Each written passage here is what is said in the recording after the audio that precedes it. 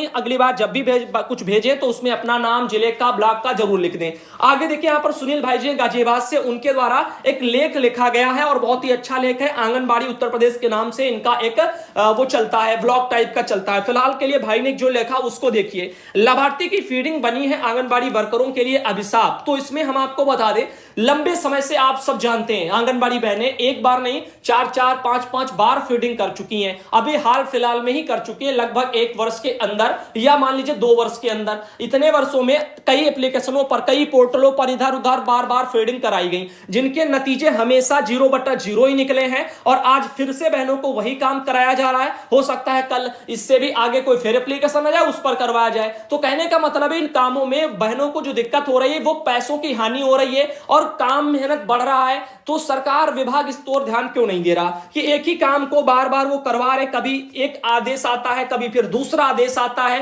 कभी तीसरा आदेश आता है, कभी चौथा आदेश आता है। ऐसे बार बार आदेश पर आदेश आते हैं, नए नए एप्लीकेशन लॉन्च कर दिए जाते हैं, नए नए पोर्टल पर फीडिंग के लिए बोला जाता है।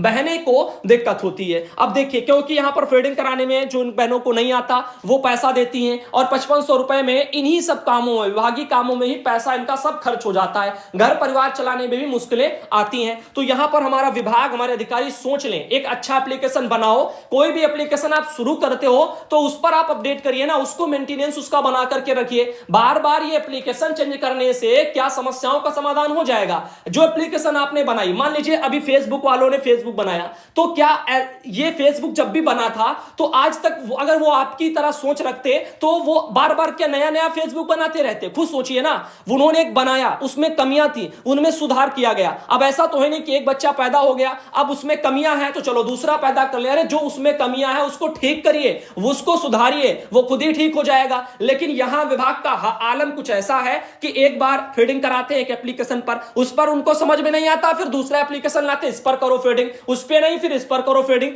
यानी बच्चे वही, लाभार्थी वही, एप्लीकेशन वही, काम वही करने हैं, लेकिन बार बार बदल दिए जाते हैं। क्यों आखिर बदल दिए जाते हैं? क्या मेहनत नहीं पड़ रही? क्या पैसा नहीं जेब से जा रहा है इन बहनों का? तो इन चीजों को लेकर के भाई ने लेख लिखा। चलिए इनकी तरफ हम बढ़ते हैं। अपने शब्दों को तो हम जीवन भर आपको सुनाते ही रहे हैं, जरा सुनील भाई जी के शब्दों पर भी गौर करिए। 2 वर्ष पहले विभाग द्वारा आंगनबाड़ी वर्करों को ऑनलाइन फीड करने के लिए ICDS MIS एक पोर्टल था, एक WCD MIS करके ऐसे 2 पोर्टल आए थे और इस पर MPR, मासिक प्रगति रिपोर्ट, इन सब की शुरुआत की गई थी, जिसके लिए शासन से कई आदेश जारी किए गए। ऑनलाइन प्रणाली के लिए तैयार वगैरह बहनें नहीं थी, लेकिन मानदेय काटने और सेवा समाप्ति जैसे सख्त आदेश यानी धमकी भरे जो लेटर नोटिस थे अधिकारियों ने वो भेजे। और मेहरबानी ये रही कि बहनें बेचारी डर में आकर के उन सब कामों को बहनों ने दबाव में और मजबूरी में उनको किया है। परिजनों की मदद से भी इस कार्य को करने के लिए शुरुआत की। जिन आंगनबाड़ी के पास एंड्रॉइड फोन नहीं थे, उन्होंने अपने निजी पैसे से साइबर कैफे से जाकर के फीडिंग कराई, पैसा अपना दिया। बताओ, ना मोबाइल सरकार ने दिए और ना जिनको दिए उनको रिचार्ज का पैसा भी नहीं। तो अभी ये सब शोषण और भ्रष्टाचारी की भेड़ सब चढ़ता रहा।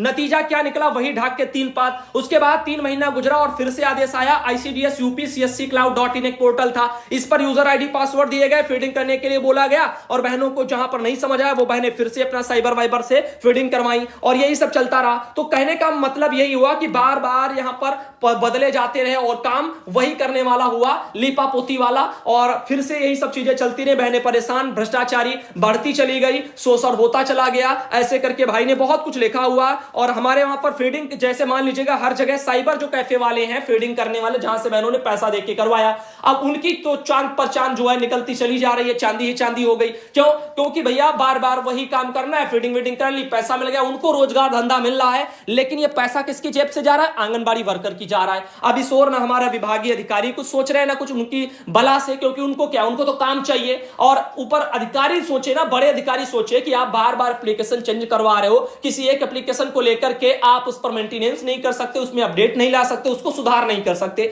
तो फिर कब तक इन चीजों को बदलाव ऐसे ही करते रहेंगे? यहां नहीं वहां, वहां नहीं यहां, ये मतलब क्या चल रहा है? या तो विभाग इसके लिए पैसा दे आंगनबाड़ी वर्करों को फीडिंग के लिए करने के लिए, या इन फीडिंगों को, ये जो फीडिंग है वो सुपरवाइजर लेवल से विभाग करवाए। पैसा उनको मिलता है 50,000 60,000, आंगनबाड़ी पाती है 5500 रुपया। फीडिंग अगर इनके कंधों पर डाली गई तो सोचो शोषण कितना है। तो विभाग इन पर, सुपरवाइजर पर फीडिंग का जिम्मा क्यों नहीं सौंपता?